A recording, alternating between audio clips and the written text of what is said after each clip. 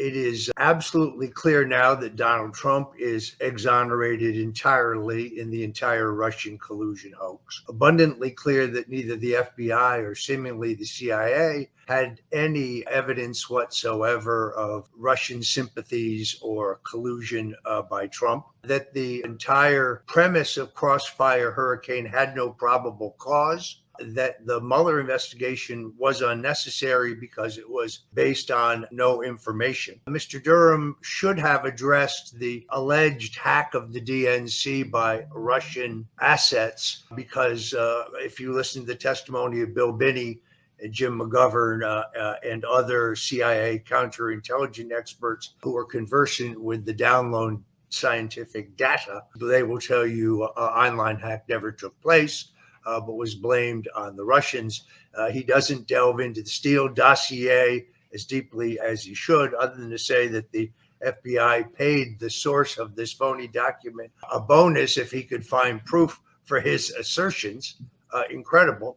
But heretofore, Judge, these low-lying prosecutions never made any sense. He essentially indicted the guy who drove the getaway car for double parking while letting the bank robbers flee. In fact, it's worse than that. He let the bank robbers come in and testify against the driver in these low-level trials, which prove the conspiracy above them in the testimony of all of them.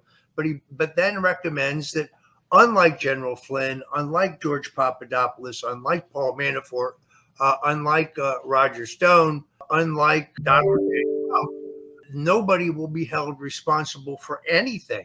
Well, if I could continue your getaway car analogy, you also allowed the bank robbers to keep the money that they stole.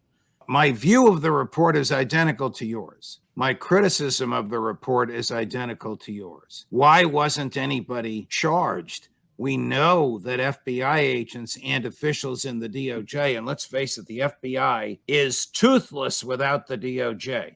Without the DOJ, it doesn't have subpoena powers, it doesn't have arrest warrants, it doesn't have search warrants. Every FBI agent works for a federal prosecutor who directly or indirectly works for the DOJ. I understand, but this probe is minimalist document. Yes. You read that Mark Elias, who is many would claim is responsible for a number of misdeeds pertaining to the elections and other Democratic shenanigans, declined to be interviewed. This is a criminal investigation. Why wasn't he subpoenaed before a grand jury? You know, John Durham had a grand jury. It's a head scratcher as to why this is such a lukewarm document and a fruitless investigation.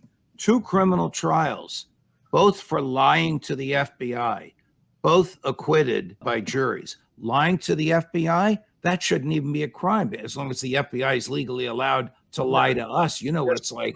So now basically Durham says there were much, much larger crimes, but he doesn't recommend that anybody be held accountable. Where in the case of people like myself and Manafort and Flynn, we were framed for non-existent Russian collusion. That is the whole basis for this.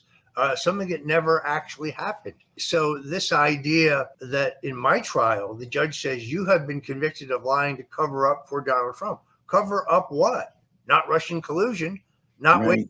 Collaboration. I always thought the appointment of Durham was a clever holding action by Bill Barr. Barr was taking criticism for all of the apparent shenanigans and crimes of the Clintons and their cohorts and the lack of DOJ's interest in them. Roger, it was the Bill Barr DOJ and the Bill Barr FBI that did much of this.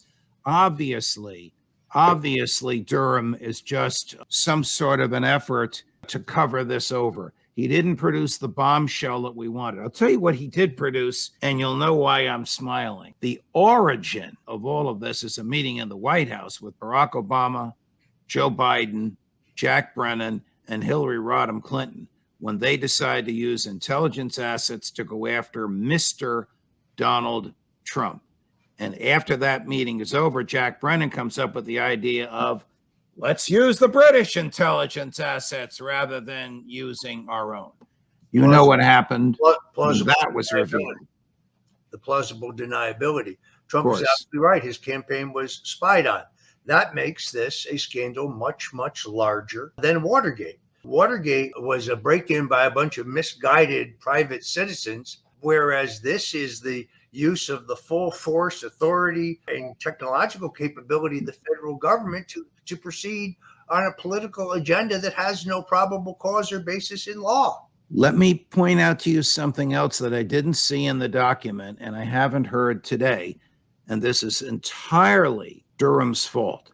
These crimes occurred in 2016 and 2017. Crimes against Trump, initiation of prosecutions without probable cause, conspiracy to go after political candidate. The statute of limitations has expired. He could have gotten indictments out of grand juries if this report had come out a year ago. This is a win-win for Bill Barr. It's a historic win for Donald Trump, but it's not a vindication of justice.